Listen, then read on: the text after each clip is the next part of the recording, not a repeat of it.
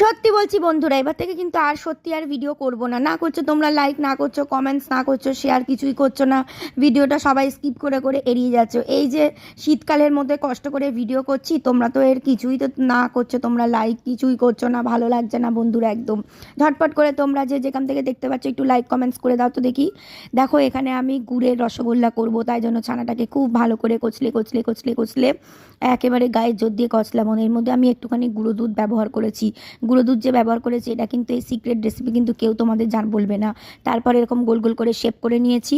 তারপরে একটা প্যানের মধ্যে সামান্য জল বসিয়ে দেবো, হ্যাঁ, এটা শিরার জন্য। আর আমি এখানে যেহেতু গুড়ের রসগোল্লা করব, গুড় তো লাগবেই, এই জন্য একটু গুড় দিয়ে দিয়েছি। দিয়ে ভালো করে যখন একদম চিটচিটা ভাব চলে আসবে তখন তার মধ্যে দিয়ে দেবো গোল গোল পাকানো যে আমাদের রসগোল্লাগুলো, সেগুলো দিয়ে দেবো।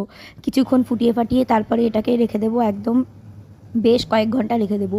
তারপরে কি করব, এটাকে শুধু পটাপট খাওয়া।